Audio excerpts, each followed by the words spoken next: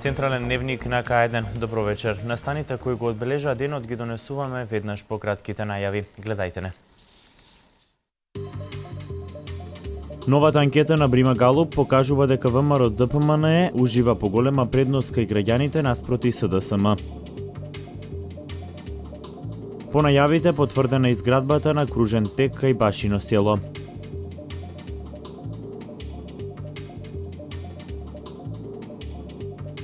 Новиот градски парк во Свети Николе ќе прерасне во современ рекреативен комплекс.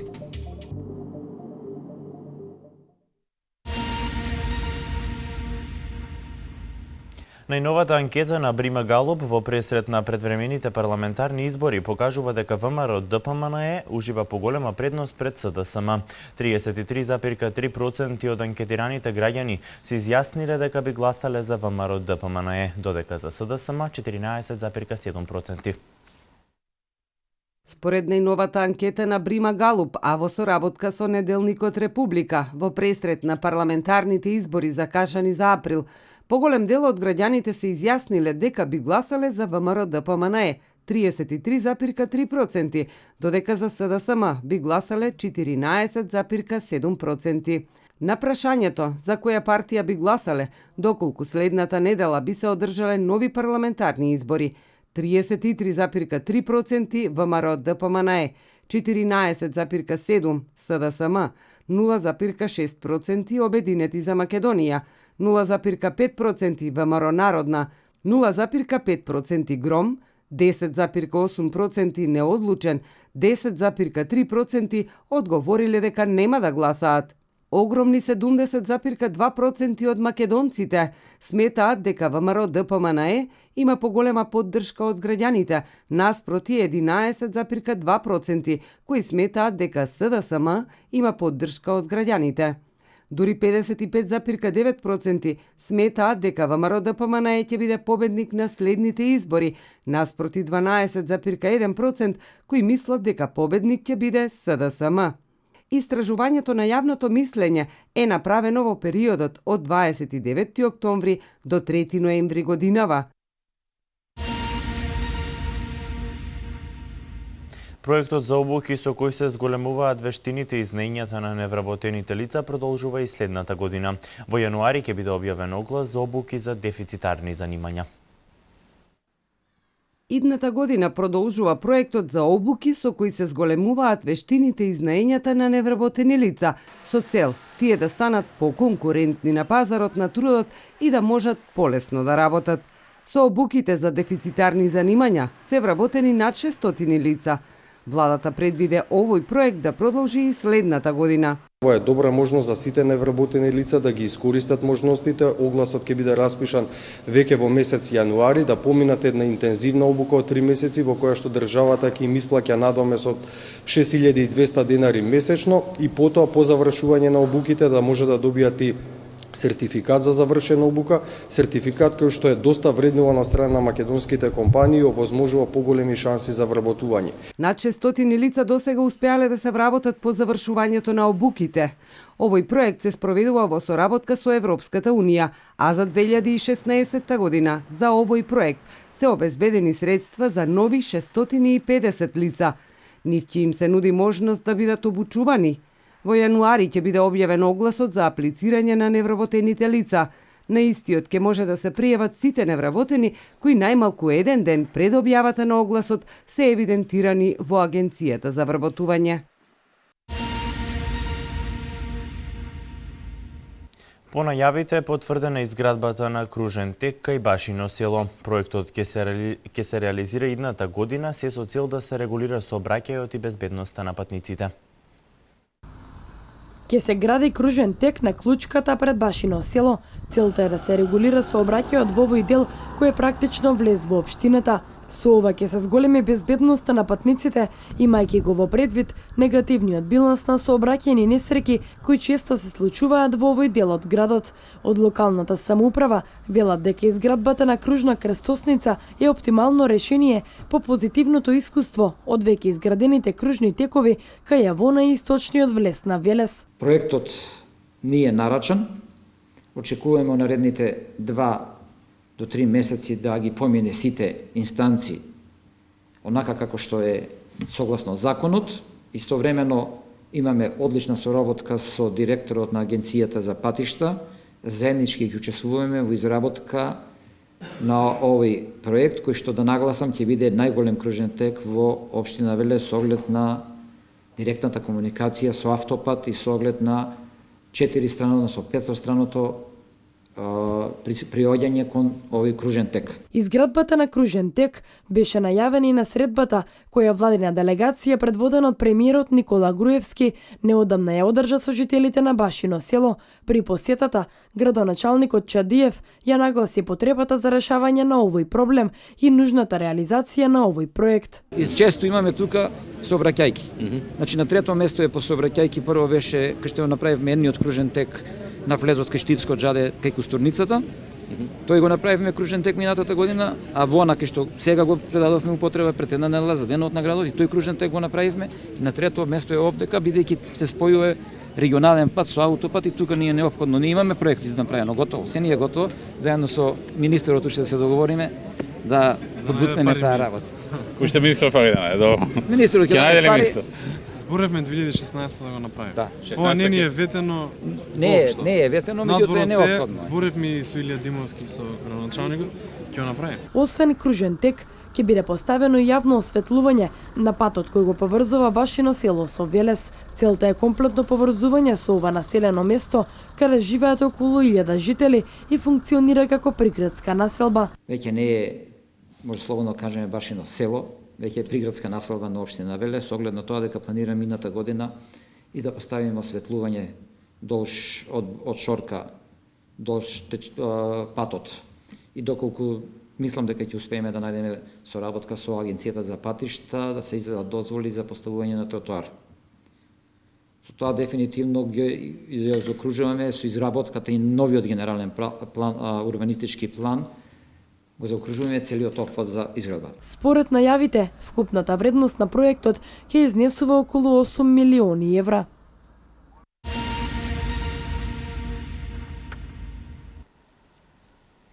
Тесните улици во Велес проблем за територијалната противпожарна единица при неговата интервенција. Масивните возила со кои располага пожарната често не можат да стигнат до местото на несреќата. Минато неделниот пожар во куќа на Мегдан е уште еден пример за овој проблем. Специфичната местоположба на Велес, односно тесните улици по кои и е предпознатлива општината, често се причина за ненавремено стигнување на возилата на територијалната противпожарна единица. Масивните возила со кои располага пожарната често не можат да стигнат до местото на несреќата, па пожарникарите се приморани со малите возила по неколку пати да се враќаат за претурна вода.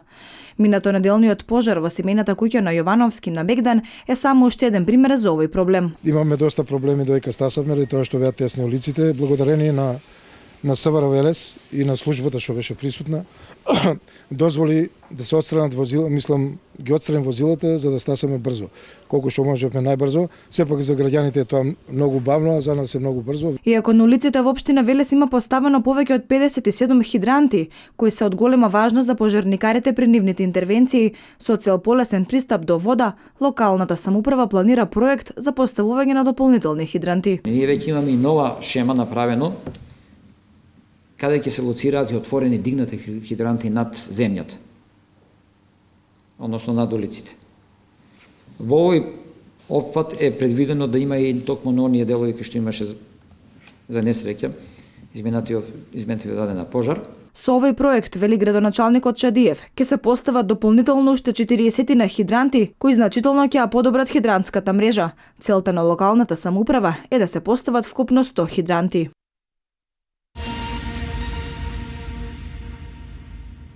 Децениската желба на Свети Николчани ќе стане реалност. Новиот градски парк во Свети Николе ќе содржи мултинаменски објекти, содржени за младите, базен по највисоки стандарди и сместувачки објект. Мултинаменски објекти содржени за младите, базен по највисоки стандарди и сместувачки објект. Вака ќе изгледа новиот градски парк во Свети Николе. Децениската желба на Свети Николчани конечно ќе стане реалност. Покрај тениското игралиште кое се наоѓа во паркот, овие содржини ќе го направат комплетен мултимодерен комплекс. Желбата на Свети Николчани за изградба на базен, додадовме маркица за базенти и за сместувачки капацитет од другата страна И јас како градоначалник обезбедив средства за изградам едно повеќе наменска содржина детски игралишта, значи тобогани, лулашки, клацкалки. Покрај повеќе наменските објекти, овој комплекс ќе изобилува и со тревни површини и пешачки патеки кои ќе го надополнат изгледот и функционалноста на модерниот рекреативен комплекс. По средината ќе бидат патеките, осветлување, дрва и така натаму, значи еден вистински пример на едно организирано место каде што ќе имаме повеќе содржини и верувам дека светениколчани ќе се гордеат со ова место. Изградбата на црквата која го носи името на првата жена христијанка Света Лидија Македонка ќе го направи уште поатрактивен овој дел од градот. Министерството за земјоделство, шумарство и водостопанство ќе отвори кол-центар за земјоделците. Целта на овој кол-центар е земјоделците да не патуваат во Скопје за секој проблем со кој ќе се соочат. На телефонската линија ќе можат да се информираат за се што ги интересира. Кол-центар ќе отвори Министерството за земјоделство, шумарство и водостопанство со цел да се слушнат проблемите на земјоделците. Тие не можат да патуваат во Скопје за секој проблем со кој се соочуваат.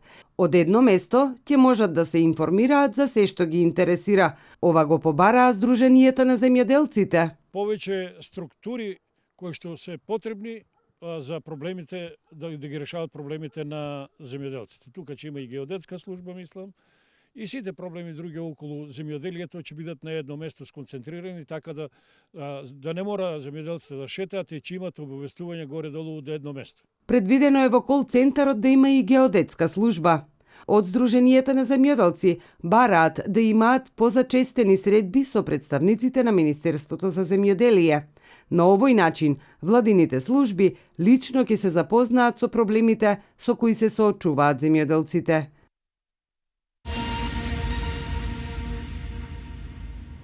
Фамилијата Боцеви е една од најстарите фамилии во Велес кои што се занимаваат со фотографскиот занает.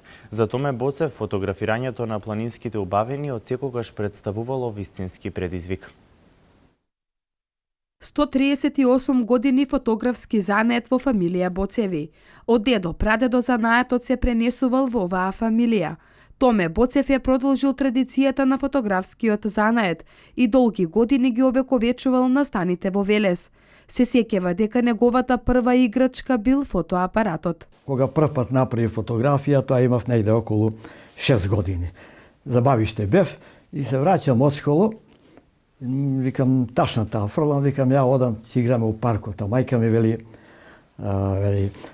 ја ти најдов една играчка. Ме носи во лабораторија, она копира слики на копир апаратот не и вика еве сега врти, развива ги у развијачов, па стави у прекидач, па стави у фиксир и кој ќе биде како оваа готово. Од кога знае за себе, Боцев знае и за љубовта кон планината и планинарството. Па затоа фотографирањето на планинските убавини за него биле секогаш предизвик. Се појавува еден феномен да го гледам сонцето и на две места, не, и во облаците и како изгрева. И додека ја отидов по фотоапаратот, тоа го снема. Меѓутоа, трагав во исти момент и после 10 години успеав тоа да го уловам. Боцев вели дека има уште многу знаење да им пренесе на младите и да им ја всади љубовта кон планината. Фотографиите на кои се отсликуваат планинските доживувања се само сведоштво за идните генерации.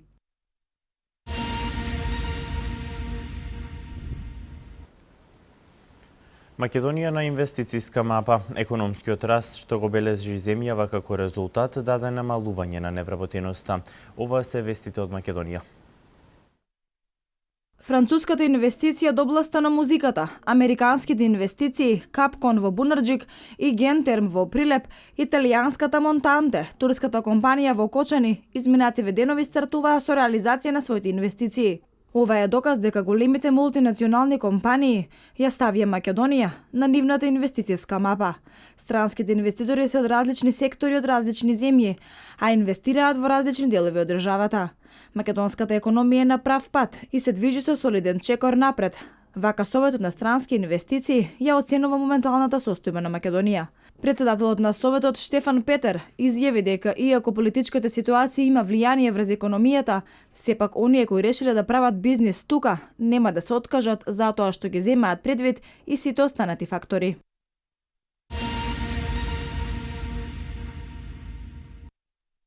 Намалувањето на бројот на невработени во Македонија се должи на константниот економски раст што земјава го бележи во последниве неколку години, сметаат економските експерти. Според нив, странските инвестиции представуваат голема категорија преку која се зголемува бруто домашниот производ.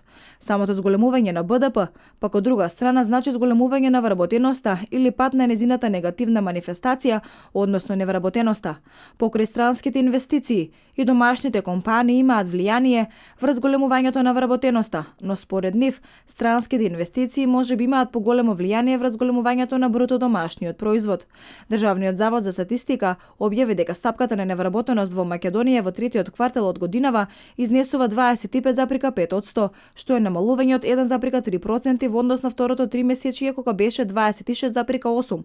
Според статистичките податоци, бројот на вработени е зголемен за 20.415 лица во однос на истиот период во 2014 година, кога имало 690.965 вработени.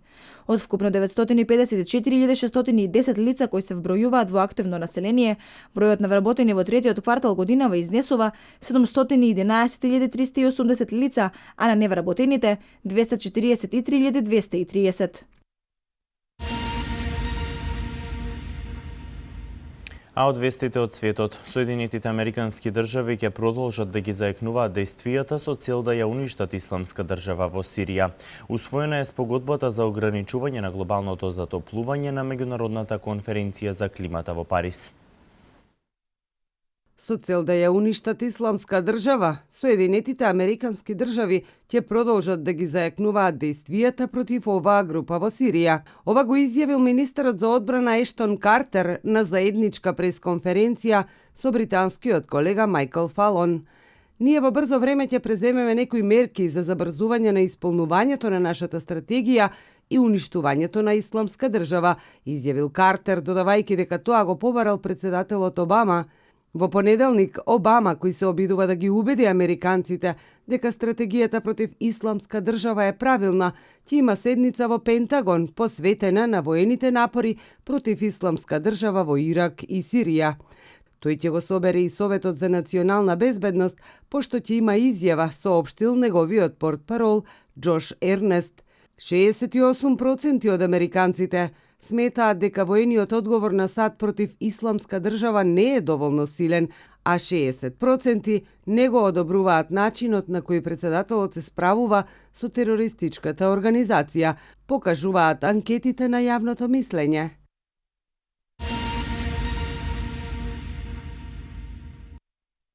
Усвоена е спогодбата за ограничување на глобалното затоплување од страна на министрите на земјите учеснички на меѓународната конференција за климата во Париз. Танјук јавува дека спогодбата е одобрена од речиси 200 нации. Францускиот председател Франсуа Оланд претходно ги повика министрите од земјите учеснички на меѓународната конференција за климата да преземат одлучувачки чекор и да го усвојат историскиот пакт за ограничување на глобалното затоплување. Морате да преземете конечен, одлучувачки чекор, што ќе ни овозможи да ја постигнеме целта, им порача Оланд на министрите и делегатите, на кои претходно францускиот министер за надворешни работи Лоран Фабиус им ја поднесе на разгледување нацрт глобалната спогодба, пренесоа француските медиуми.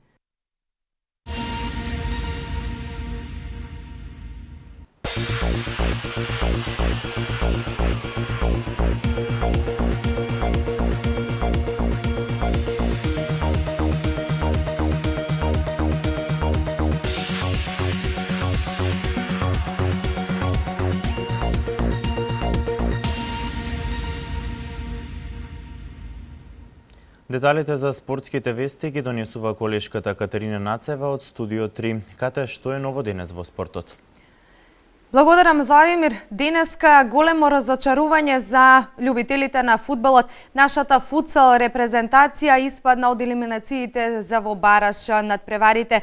Историскиот пласман во бараш за светското првенство остана само сон за македонската футсал репрезентација. Иако сите очекуваа лесна победа на Италија против Словачка, сепак се случи чудо. Фаворизираните Адзури, кои се неприкосновени со пресврт во второто полувреме, загубија од словаците и не елиминираа. Избраниците на селекторот Васко Скендеровски по победата над Молдавија и освоените 6 бода сепак се враќаат дома. Фени Индустри го доби дерби дуелот со Работнички кој се одигра во Градски парк и конечниот резултат беше 76:59. Кошаркарите на МЗТ Скопје конечно извојуваа победа над екипата на Унио Олимпија. Со убедливите 81:62 ја прекина резултатската криза што го зави клубот во црно во АБА лигата. Ова се настаните од домашниот спорт.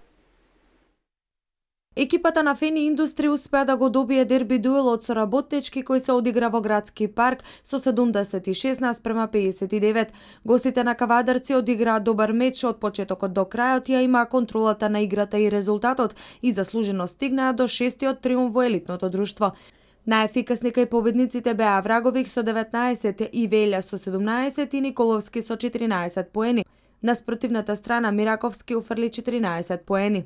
Струмица како домаќин го декласираше без со 101:72. Дури 7 играчи од домаќините постигнаа двоцифрен број на поени. Најефикасни беа Тасовски со 18 и Меканџиев со 14 погодоци.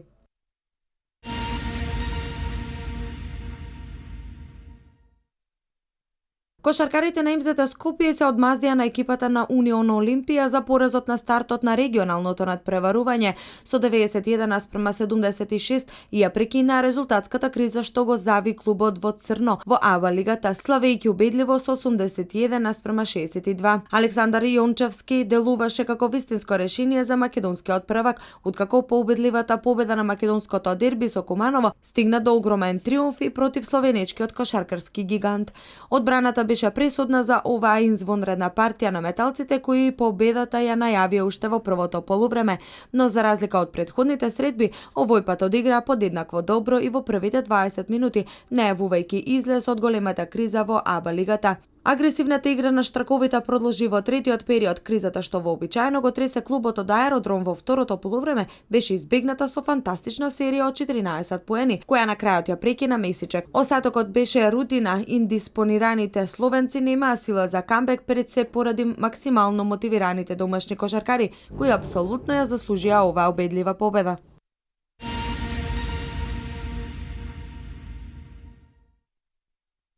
Македонскиот футсал годинава ги забележа најдобрите резултати во историјата откако пред еден месец шампионот Железарец стигна меѓу најдобрите 6 екипи на стариот континент во својот историски деби настап во елитната рунда во Лигата на шампионите, а сега сето тоа се потврдува и со националниот тим. Македонија победи Молдавија со 5:2 во третиот меч од квалификацискиот турнир во Бари, за да ја забележи втората победа во групата по триумфот од 2:1 над Словачка. Едно полувреме беше доволно Македонија за да стигне до триумфот. Во самиот финиш од мечот молдавците стигнаа до вториот гол, а стрелец беше Адриан Ласку во 34-та минута, откако Сергију Тако минута и пол претходно промаши пенал со водство на Македонија од 4:1.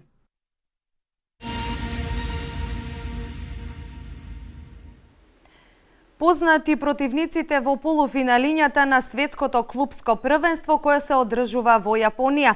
Барселона го совлада четврто пласираниот тим во најсилната шпанска лига со 39:28, затворајќи го овој дел од сезоната со максимални 30 бода. Непромислениот потек на Де Јонг го остави Милан без победа. Навивачите на Милан повторно разочарани. Ова се настаните од меѓународниот спорт. Барселона и Ривер Плата денеска ги дознаа своите противници во полуфиналињата на светското клупско првенство кое се одржува во Јапонија, на кое како завршен спектакл се очекува финален дуел помеѓу шампионите на Европа и Јужна Америка. Каталонците ќе ги одмерат силите со Гвангжу во вториот полуфинален надпревар кој е закажан за во четврток, а еден ден претходно Ривер Плата ќе мора да се справи со Сан Фресе доколку сака да се најде во големото финале кој ќе се одигра наредната недела. Покрај фаворитската улога поради играчкиот кадар Ривер Плата двата се очекува да има огромна поддршка од трибините на полуфиналната пресметка со Санфресе. Откако Конмебол излезе со информација дека покрај играчите и стручниот штаб кон Јапонија се упатила неверојатна бројка од 15.000 фанови на аргентинскиот фудбалски гигант.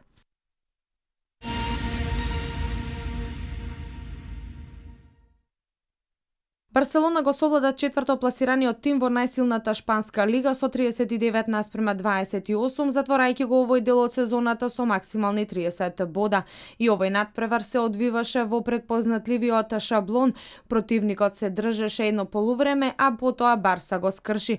На паузата беше 18:15 за каталунците, а веќе во второто Гранолјарс имаше криза од 11 минути без постигнат гол, која го реши прашањето за победникот. Македонскиот капитен Кирил Лазаров постигна 6 гола, еден помалку од најдобриот стрелец вечерва. Оваа полусезона ќе се памети по тоа што Барселона го урна апсолутниот рекорд во Шпанија по број на победи едно по друго и доправа ќе го проширува.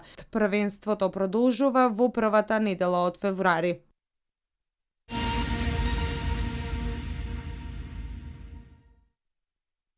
Милан повторно ги разочара своите фанови откако не успеа да ја победи предпоследно пласираната Верона и одигра само 1:1 на Сан Сиро. Во првото полувреме Милан пропушти неколку добри шанси за гол, а по 7 минути игра во вториот дел Бака реализираше за водство од 1:0, но радоста траеше само 4 минути. Во 56-та минута Де Јонг направи стартот зад грб во сопствениот 16-ник, пошто следеше црвен картон и пенал што искусниот Лука Тони го претвори во израмнувач погодок. Росонерите до крајот пропуштија уште неколку шанси и не успеа да запишат 3 бода, иако вреди да се напомене дека судијата Валери им поништи 2 чисти гола и не досуди пенал над Бонавентура.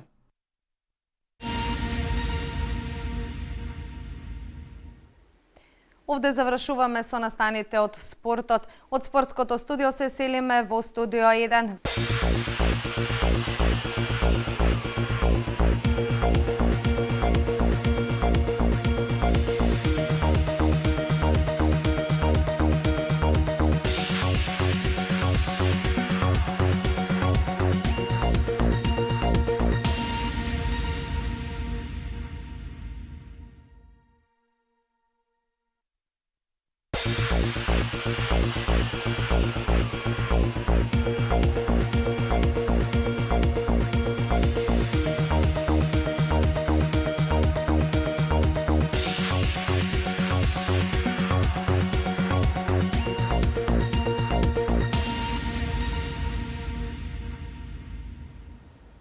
Времето денеска сончево со мала облачност и слаб јужен ветер. Еве какво време не очекува утре.